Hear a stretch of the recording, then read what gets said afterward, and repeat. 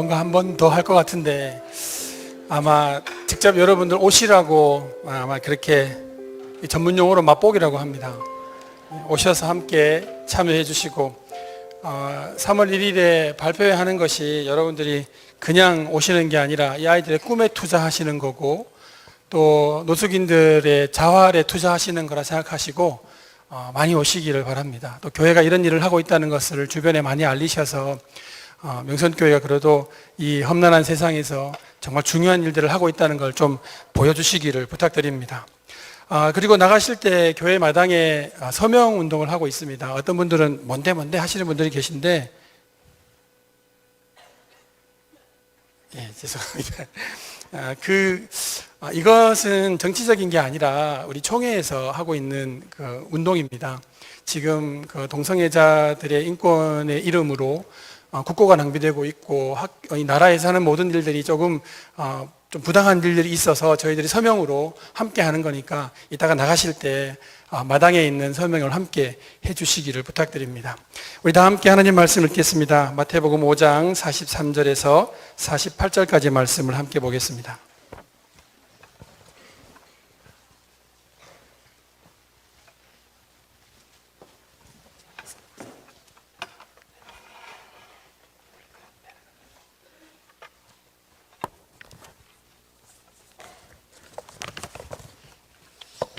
이는 하나님의 말씀입니다. 다 함께 받들어 읽겠습니다.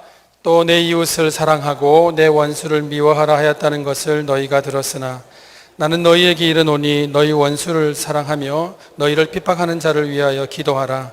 이같이 한즉 하늘에 계신 너희 아버지의 아들이 되리니 이는 하나님이 그 해를 악인과 선인에게 비추시며 비를 의로운 자와 불의한 자에게 내려주심이라. 너희가 너희를 사랑하는 자를 사랑하면 무슨 상이 있으리요? 세리도 이같이 아니하느냐? 또 너희가 너희 형제에게만 무난하면 남보다 더하는 것이 무엇이냐? 이방인들도 이같이 아니하느냐?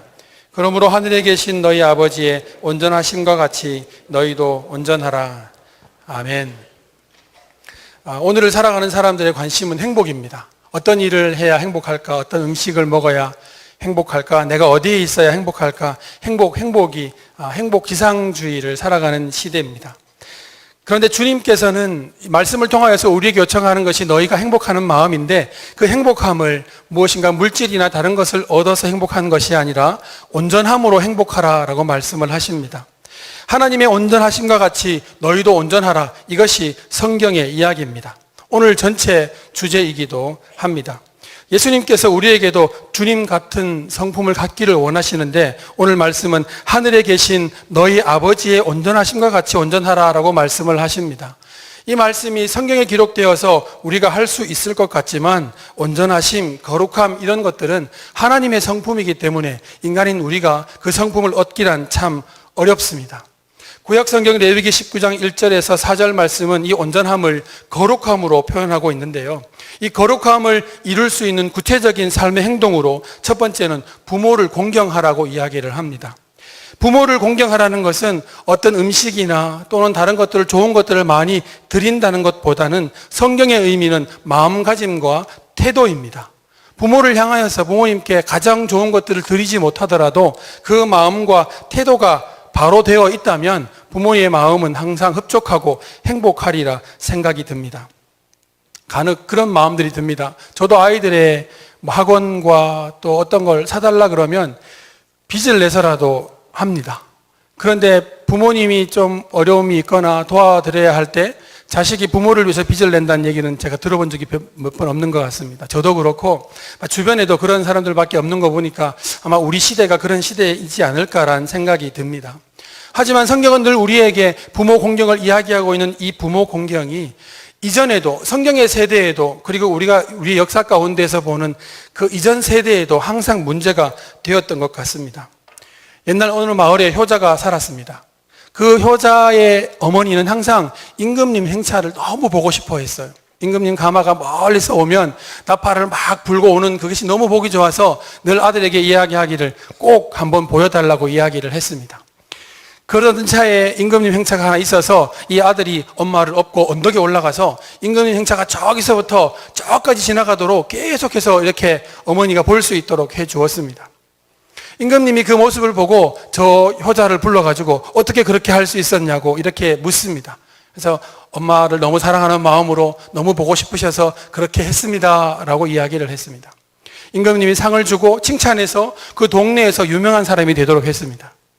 항상 문제는 그 마을에 사는 불효자가 문제이죠. 그 마을에 사는 불효자가 그 얘기를 듣고 별로 불편하지도 않은 어머니를 업고 임금님 행차할 때 그 똑같이 올라가 상 받고 싶어가지고 그곳에 올라가서 똑같이 엄마를 업고 있습니다. 임금님이 보시고 불러서 또 칭찬합니다. 아주 효자라고. 근데 보다 못한 신하가 이 사람은 정말 나쁜 사람이라고, 평소에는 부모님께 아무것도 안 하는 정말 불효자라고 이렇게 이야기를 하고 이릅니다. 어떻게 됐을까요? 혼났을까요? 임금님이 이야기합니다. 효도는 흉내만 내도 좋다. 우리 어린이들 따라해 볼까? 효도는, 벌써 안 하려고. 따라합니다. 효도는 흉내만 내도 좋다. 효도는 정말 흉내만 내도 좋은 겁니다. 오늘 집에 가시기 전에 전화 한 통 하시기 바랍니다. 흉내만 내도 좋다니까 흉내 한번 잘 내보실 수 있기를 바랍니다. 너무 감사한 것은 우리가 러브 피플을 이야기할 때 가장 먼저 사랑하는 사람이 부모님이고 우리 가족이잖아요. 근데 하나님께서 우리가 사랑할 만한 사람을 사랑하라 하시고 사랑할 만한 사람을 사랑하는 것을 거룩이라고 표현하셨어요. 얼마나 감사합니까? 우리에게 정말 큰일, 놀라운 일들을 해놓고 난 다음에 그것을 거룩이라고 하라고 하셨다면 정말 힘든 일일 텐데, 우리가 할 수 있는, 그리고 가장 잘할 수 있는 내 부모와 형제를 사랑하는 것을 거룩이라고 부르셨다는 것이 얼마나 감사한 일입니까? 오늘 우리 모두가 거룩한 백성들이 될 수 있기를 바랍니다. 레위기서 19장에서 말하는 첫 번째는 부모 공경이에요. 두 번째는 뭐냐면 안식일을 지키는 겁니다. 예배를 드리는 거예요. 왜 성경이 예배 드리는 것을 거룩하다고 이야기했을까? 오늘 난예배 때 목사님 말씀을 통해서 예배만 잘 드려도 우리의 신앙의 성장이 있다라고 말씀을 드렸어요. 예배만 잘 드리고 주일을 기억하여서 토요일부터 준비하고 지각하지 않고 잘 나오셔가지고 말씀만 듣는 것이 아니라 예배에 대한 마음가짐, 찬양과 헌금과 기도와 모든 것들을 제대로 잘 들으시기만 한다면 우리의 신앙의 성장은 반드시 있습니다. 예배에 대한 마음가짐과 태도가 하나님을 향한 마음가짐과 태도이기 때문입니다. 그런데 성경은 우리에게 예배를 잘 드려라 라고 말하지 않고 주일을 성수하라고 이야기를 합니다. 안식일을 기억하여서 거룩히 지키라고 이야기를 해요. 안식일의 가장 중심은 예배가 맞습니다. 하지만 예배가 전부는 아닙니다.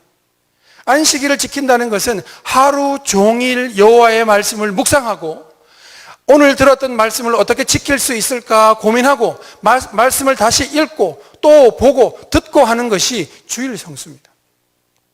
아이들에게 가르치고 아이들에게 나는 이렇게 할 건데 너희는 어떻게 할 거냐 말씀에 대해서 묻고 또 외우게 하고 하루 종일 교회 안에서 믿음 안에서 성령 안에서 지내는 것을 주일 성수라고 합니다. 이렇게 말하면 여러분 온전한 주일 성수 해보신 적 있으신가요? 바쁘면 그냥 일부 예배 드리고 일부 예배 우리 교회 일부 예배 있는 게 참 다행이다. 오늘 예배 드릴 수 없는 상황인데 빨리 일부 예배 드리고 가야지. 예배 드리니까 마음은 편하시죠? 일부 예배 드렸으니까 내가 주일 범한 거 아니다. 예배 드렸으니까. 여러분 예배 드리는 것 자체는 주일 범하고 안 하고의 문제가 아닙니다. 예배는 반드시 드려야 되는 겁니다. 주일 성수라는 것은 하루 종일 주님을 생각하는 것입니다. 하루 종일 여호와의 말씀을 떠올리고 주일 말씀을 묵상하고 되새김질하고 어떻게 살아갈까 늘 되돌아보는 것이 주일 성수입니다. 그럼 주일 성수는 언제까지입니까? 아침에 여러분이 잠을 깨고 저녁에 잠들 때까지 주일 성수입니다. 그때까지 예수님을 계속 떠올리고 그리스도의 보혈의 십자가, 나의 구원과 내 모습이 이런데도 불구하고 나를 구원하신 주님의 사랑과 은혜와 이런 것들이 매번 생각나고 기억나야 합니다. 그거 하루 종일 묵상하면 피곤할까요? 지칠까요? 아마 행복할 겁니다. 그 행복한 마음이 예배를 더 기쁘게 참석하게 하고 기도하게 하지 않을까 생각이 듭니다. 레위기 19장의 마지막에 거룩한 우리의 삶을 위해서 윤리적이며 도덕적인 삶을 살라고 이야기합니다. 오늘 본문이 바로 그것인데 앞에 레위기서 19장을 이야기했던 이유는 오늘 본문을 이야기하기 위함입니다. 오늘 본문에서 예수님께서는 윤리적이며 도덕적인 삶을 살라고 이야기하십니다. 마태복음 5장 전체가 다 그 이야기입니다. 사람을 어떻게 사랑할 것이고 하나님을 어떻게 사랑할 것인지 구체적인 이야기를 조목조목 하고 계십니다. 특별히 본문에서는 주님께서 말씀하시기를 우리가 윤리적으로 살고 도덕적으로 살 때 그 기준이 무엇이냐라고 묻는다면 너희 아버지의 온전하심과 같이 너희도 온전하라라고 말씀을 하십니다. 이렇게 이야기를 하면 이게 참 쉬운 말 같지만 앞에 주님께 말씀을 듣기를 부모를 공경하고 주의를 성수하는 것은 참 어려워 보입니다. 차라리 그냥 우리의 삶에서 윤리와 도덕을 지키고 사는 것이 쉬워 보이지만 오늘 주님 말씀을 보면 이것도 얼마나 어려운 일인지 알게 됩니다. 왜냐하면 우리 교회는 러브 갓, 러브 피플을 이야기하잖아요. 러브 피플의 마지막 단계가 뭘까요? 여러분 생각해 보신 적 있으신가요? 러브 피플의 완성 단계는 러브 에너미입니다. 적을 사랑하는 거예요. 원수를 사랑하는 거예요. 어떻게 보면 이웃을 사랑하는 것은 좀 쉬울 것 같습니다. 적을 사랑하는 것에 비하면. 오늘 주님 말씀하시기를 우리에게 이웃을 사랑하는 것을 그것 넘어가지고 원수를 사랑하라고 하십니다. 여러분 원수를 사랑해 보신 적이 있으신가요? 부부싸움이 칼같이 일어났습니다. 주일 아침이 되었는데 둘 다 교회를 안 가겠대요. 그게 이제 부부싸움의 가장 첫 번째 특징입니다. 잘못 싸우면, 근데 부부싸움 하는데 왜 교회를 안 오는지는 잘 모르겠어요. 근데 연락해보면 그 집 대판 싸워가지고 교회를 안 왔습니다라고 얘기하는 분들이 행동은 참 이해가 안 되지만 어쨌든 그럴 수 있을 거라는 생각이 듭니다. 저도 가끔 부부싸움을 하니까. 근데 부부싸움을 하면 왜 교회가 가기 싫을까요? 목사라도 그렇긴 합니다만. 그래서 믿음 좋은 아내가 교회를 가서 목사님 말씀을 듣고 회개하고 돌아와서 남편에게 미안하다 그러고 밥도 차려주고 아주 고분고분해졌습니다. 남편이 너무 감사해서 목사님께 전화를 드렸습니다. 목사님, 아내가 갑자기 마음이 좋아지고 믿음이 좋아졌습니다. 도대체 오늘 무슨 말씀으로 설교하셨길래 이렇게 된 겁니까? 하니까 목사님께서 말씀하시기를 내 원수를 진심으로 사랑하라. 이게 오늘 주제였다는 거예요. 원수를 사랑한다는 거 정말 어렵습니다. 왜냐하면 어제의 이웃이, 어제의 아군이 오늘의 적이 되었기 때문입니다. 그런데 이 원수를 사랑하는 이 말이 주님께서 우리에게 주신 말이어서 너무 마음이 아프고 또 많이 찔립니다. 왜냐하면 이 원수를 사랑하는 것이 우리를 다른 사람과 구분시켜주는 방법이라고 말씀하시기 때문입니다. 그 다른 사람은 서기관과 세리와 다른 이방인들과 우리가 달라지는 이유, 우리가 다른 이유는 똑같이 우리가 윤리를 지키고 도덕을 행함에도 불구하고 그들과 다른 이유는 이것이라고 말씀하십니다. 원수를 사랑하라는 말씀이에요. 그 원수를 사랑할 수 있습니까?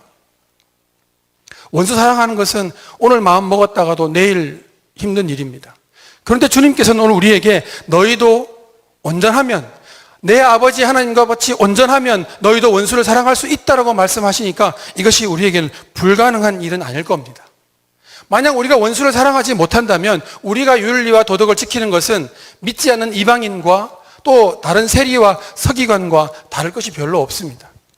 만약 우리의 사랑이 러브 피플에만 그쳐버린다면 우리는 다른 사람과 구별된 것이 없어요. 안 믿는 사람들도 그렇게 살잖아요. 믿음 없는 사람들도 자기의 목숨을 내어주면서 그들의 사랑을 실천합니다. 그러면 오늘 우리가 믿는 사람으로, 주님의 자녀로, 하나님의 자녀인 우리가 똑같이 윤리와 도덕을 지키면서도 그들과 구분된 삶을 무엇으로 추구하고 무엇으로 이야기할 수 있습니까? 이것이 오늘의 우리의 숙제입니다. 주님 말씀하십니다. 서기관들도 세리도 그렇게 하지 않느냐? 이방인들도 그렇게 하지 않느냐? 라고 말합니다. 우리는 무엇인가 착한 일을 한번 하면 뭔가 우리가 착한 사람이 된 것처럼 느낍니다. 예배 시간에 은혜 받으면 한 번의 예배로도 충분히 우리는 성령이 충만한 사람이 된 것처럼 느낍니다. 우리는 한 번의 일들로 모든 것들을 다 퉁쳐버리려고 얼마나 많이 노력합니까? 일주일 내내 믿음으로 살지 못했던 우리는 예배 한 번 잘 드리는 것으로 일주일의 삶을 다 퉁쳐버리려고 하죠. 주님 말씀하십니다. 안 믿는 사람도 이방인도 그렇게 하지 않느냐? 그럼 너가 다른 게 무엇이냐? 주님의 제자인 이유가 무엇이냐? 네가 부름받은 이유가 무엇이냐? 그리스도인으로 산다는 이유가 무엇이냐는 이 질문에 우린 대답해야 합니다. 저는 다릅니다, 주님. 저들과는 다릅니다. 라고 얘기할 수 있어야 되는데 그럴 이유가, 그럴 내용도 없어 보입니다. 우리는 오늘 하루 살아가면서도 죄를 짓지 않으려고 얼마나 발버둥 칩니까? 오늘 말씀에 주님께서는 온전하라 말씀하셨지만 온전함 그것을 근처에 가기도 전에 죄 짓지 않으려고도 발버둥 쳐야 할 우리 인생입니다. 어쩌면 우리들보다 윤리와 도덕을 따지면 우리보다 더 뛰어난 사람들이 있을지도 모릅니다. 그들 앞에서 너의 신앙은 무엇이냐? 너의 믿음의 행위는 무엇이냐라고 묻는다면 우리는 할 말이 없어요. 무엇이라고 얘기해야 합니까? 주님은 오늘 우리에게 온전해질 수 있다, 거룩해질 수 있다라고 말씀하십니다. 어떻게 해줘야 온전해지고 어떻게 해줘야 거룩해져서 그들과 다른 제자의 삶을 살아갈 수 있겠느냐 하는 겁니다. 이 대답은 이 한 가지 질문에 있다고 봅니다. 우리는 거룩한 사람이 되고 싶을까요? 거룩한 일을 하는 사람이 되고 싶을까요? 다시 말하면 착한 일을 하면 착한 사람이 될까요? 착한 사람이 착한 일을 하는 것일까요? 이걸 명확하게 해야 합니다. 우리는 착한 사람이 되기는 싫습니다. 그러나 착한 일은 하고 싶습니다. 그래서 착한 일 한두 번으로 착한 사람이 된 것 같은 착각을 갖게 됩니다. 한 번 선한 일, 한 번의 예배, 한 번의 기도, 한 번의 아주 위대한 일, 이런 것들로 우리가 마치 위대한 사람이 된 것처럼 그런 착각을 갖게 됩니다. 하지만 성경은 우리에게 거룩한 사람이 되라고 합니다. 거룩한 일 한 번으로 끝내지 말고 거룩한 사람이 되고 착한 사람이 되어서 착한 일을 하라고 말씀하셔요. 근데 우리가 우리의 노력과 행위로 거룩해지고 착해질 수 있습니까? 거룩해지려고 노력하면 할수록 우리의 죄성이 다 드러날 거예요. 그냥 살 때는 모르지만 착하게 살려고 노력하면 노력할수록 내 속에 있는 나쁜 마음들이 저를 더 괴롭힐 겁니다. 네가 착한 일을 하겠다고? 이런데도 할 수 있어? 이런 자기의 마음의 소리 때문에 금방 무너지고 말 거예요. 그래서 주님 말씀하십니다. 우리에게 너희들이 착한 사람이 되고 거룩한 사람이 되라고만 말씀하지 않고 주님 말씀하시기를 마지막 절에 48절 말씀에 그러므로 하늘에 계신 아버지의 온전함 같이라고 말씀하십니다. 여러분, 이게 복음입니다. 이 말씀이 왜 복음입니까? 주님 말씀하십니다. 하늘에 계신 너희 아버지. 우리가 주님을 하늘에 계신 온전한 아버지로 믿습니까? 이게 믿어져야만 우리의 존재의 변화가 일어납니다. 그냥 착한 일로 착한 사람이 되는 것이 아니라 우리가 주님께 더 가까이 가야만 착한 사람이 되는 거예요. 우리가 온전한 사람이 되려고 할 때 온전한 일로 온전한 사람이 되는 것이 아니라 하나님께 더 가까이 가야만 온전한 사람이 되는 겁니다. 온전한 사람이 되어야 온전한 일을 할 수 있다는 이야기입니다. 이것이 우리에게 주어진 숙제이고 해답이기도 하지 않겠습니까? 주님 우리에게 말씀하십니다. 매번 우리에게 하나님에 대한 사랑을 전하고 나누어주고 선한 일로, 여기도 보면 이 말씀이 마태복음 5장 말씀은 너무 무서운 말씀도 많이 있습니다. 살인하지 말라 하였으나 뭐라고 말씀하십니까? 형제에게 화를 품는 자마다 이미 살인하였고, 미련한 놈이라고 하면, 나가라고 하면, 주님 말씀은 그냥 율법, 그냥 윤리, 도덕이 아니라 세상의 윤리를 이미 초월하고 계십니다. 만약 이 윤리에 대한 내용들을 윤리적인 사람이 들으면 야, 이건 불가능해 라고 할 겁니다. 성경은 이야기합니다. 가늠하지 말라 하였으나 음욕을 품는 자마다 이미 가늠하였다. 이런 이야기를 세상에 내어놓으면 세상 사람들은 이렇게 말합니다. 이 말씀은 너무 어렵다. 아무도 못할 거다. 만약 못할 말씀을 우리에게 주셨다면 우리는 그 앞에서 다 넘어질 수밖에 없죠. 하지만 그 앞에서 넘어질 세상은 우리는 그 앞에서 아멘 할 수 있습니다. 왜 그렇습니까? 하늘에 계신 너희 아버지. 우리를 아들로 불러주시고 우리의 존재의 변화가 일어나서 드디어 우리에게 온전함과 거룩함이 생기는데 이것을 덧입는다라고 합니다. 주님과 함께 그 안에 거할 때 우리는 선해집니다. 주님 안에 거할 때 우리는 온전해집니다. 그러니 말씀을 듣고 한 번의 온전함으로 끝장내려고 하지 말고 계속 주님께로 나아가서 온전함의 존재로 변화를 받을 수 있어야 합니다. 그래야 우리 삶의 변화가 일어나면 세상으로 나아가서 우리의 삶의 변화가 일어나는 세상의 삶에도 변화가 일어나지 않겠습니까? 세상이 선을 행하는 우리에게 욕하는 이유가 뭡니까? 존재의 변화는 일어나지 않고 한 번으로 나 그리스도인이라고 보여주기를 원하는 사람들에게 세상은 이제 더 이상 인정하지 않고 눈을 돌리지 않습니다. 오늘 말씀을 통하여서, 주일 말씀을 통하여서 오늘 목사님 말씀도 어디로 가자고요? 어디로 가시자고요? 갈릴리로 가시자고요. 그럼 갈릴리가 어떤 장소입니까? 우리가 거룩함을 보여야 할 장소예요. 온전함으로 살아가야 할 장소죠. 그런데 거기서 우리가 그리스도의 사람으로 존재의 변화가 일어나지 않고 똑같은 세상 사람들과 그냥 조금 더 나은 사람, 조금 더 선을 행하는 사람이라면 그들을 변화시킬 수 없습니다. 복음은 너무나 힘이 미약합니다.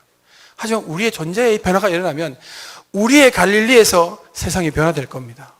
말씀의 변화가 일어나면 놀라운 일들이 일어날 줄 믿습니다.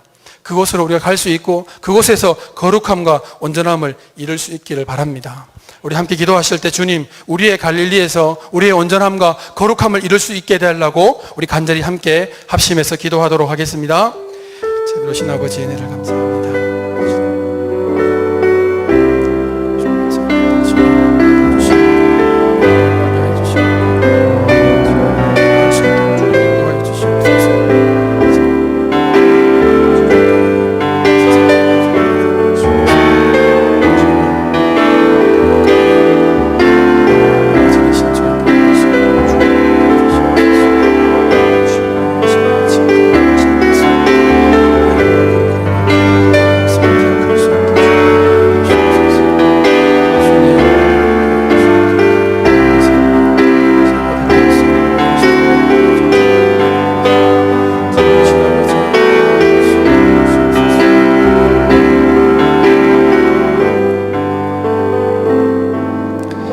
사랑이 많으신 아버지 은혜를 감사합니다.